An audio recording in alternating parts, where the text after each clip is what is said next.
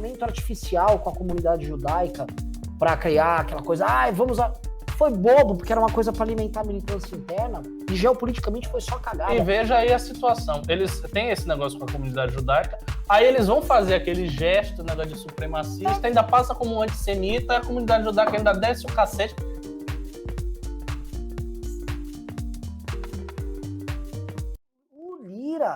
O Lira sendo levado a sério, e os caras já sonhando com o governo assim, Lira tocando o legislativo, com o Lula na presidência, chamando o Meirelles.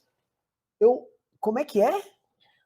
Esse pessoal quer uma coisa muito simples. Eles querem ganhar dinheiro e eles querem uma certa estabilidade que o Bolsonaro não estava dando. O problema do Bolsonaro é que ele nunca deu nenhuma estabilidade. O governo foi sempre um caos, sempre uma confusão. Ricardo, você sabe a coisa mais triste?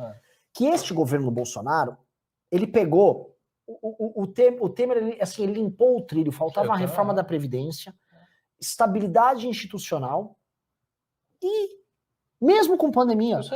Eu sei. E o Bolsonaro conseguiu pegar, assim, lembra que o Lula pegou a casa arrumada pelo Fernando Henrique, ele deu estabilidade e foi. O Bolsonaro pegou a mesma janela histórica. Tinha uma pandemia no meio? Tinha uma pandemia no meio. Mas a gente sairia mais rápido.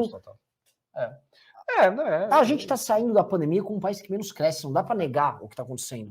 E não dá para negar o jogo de imagem, né? Outra coisa que os empresários me mostraram. Por exemplo, a situação do México hoje já está ficando pior que a do Brasil, e sem um horizonte de vacinação, porque o México não teve um Dória fazendo vacina lá. Então a situação do México, o México está ferrado. Porém, as fronteiras dos países na Europa, e o próprio Estados Unidos, mas os Estados Unidos é vizinho, não dá para fazer esse exemplo perfeito, estão abertas para os mexicanos, enquanto que para os brasileiros está fechada. Por quê? Dano de imagem internacional. O México não gerou o mesmo pânico internacional e não comprometeu a imagem dele, igual o Bolsonaro faz. A situação, por exemplo, na Amazônia, no Brasil, é ruim, mas não é calamidade que tá. Houve mais queimadas no governo Lula. Sim. Só que o seguinte, o Bolsonaro fala as merdas com uma velocidade tão intensa e sem medir que, ele gera uma desconfiança natural, e 2, para quem se opõe, por exemplo, eu tenho uma agenda ecológica, se opor ao Bolsonaro é muito fácil, porque ele veste a carapuça o tempo todo. Ele tem a carapuça, deixa eu vestir, aqui, ó, de Ku Klux Klan, aqui, ó. Ele faz questão. E assim, sabe qual é o problema deles? Porque eles enxergam isso e assim, eles não estão errados de tudo. Eles têm uma parte de razão. Eles enxergam isso como uma rejeição ideológica. Há um consenso ideológico. Eu estou fora desse consenso porque eu sou mais à direita, sou mais conservador, eu sou trumpista, eu sou aquele pacotinho, né, que foi o do Trump e tal. Então eu estou fora desse consenso. Naturalmente, todos os poderes internacionais, os outros países que estão dentro desse consenso vão me atacar. Isso não é falso. Não é falso. Se o Bolsonaro fosse igual ao que ele é, só que ele fosse um esquerdista, ele fizesse os absurdos a partir de um frame, de uma ideia de esquerda, ele estaria com a imagem melhor do que ele tem. Ele é à direita, isso conta. Mas uma vez que ele entende que isso conta e que ele já sabia que isso conta, aí, meu amigo, é que você tem que se esforçar para ser muito sutil, muito discreto.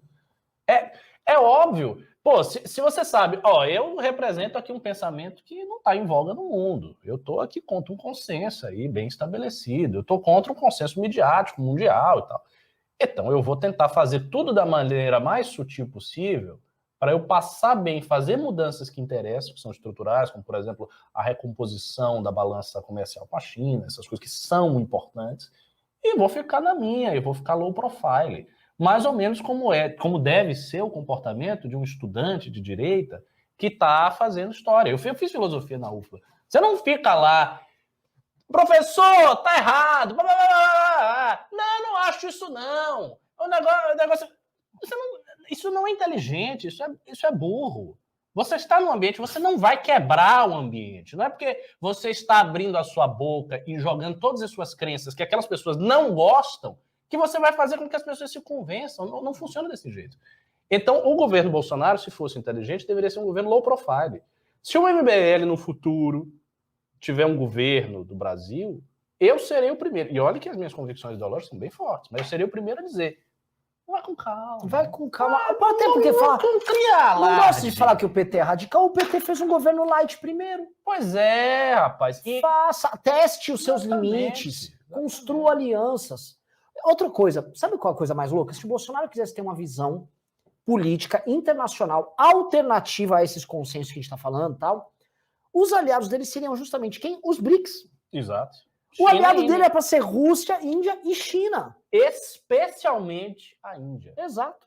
E aí ele até tentou, você sabe que ele até tentou um pouco de aproximação, mas muito fraca. Não vai, porque aquele romance com o Trump era um troço doentio. E aquele alinhamento artificial com a comunidade judaica para criar aquela coisa, foi bobo, porque era uma coisa para alimentar a militância interna, e geopoliticamente foi só cagada. E veja aí a situação. Eles têm esse negócio com a comunidade judaica, aí eles vão fazer aquele gesto, negócio de supremacista, ainda passa como um antissemita, a comunidade judaica ainda desce o cacete. Tudo errado. Tem o nazista. Tem o nazista ainda lá. Assim, aí tem o cara que imita gay. Cara, tudo errado.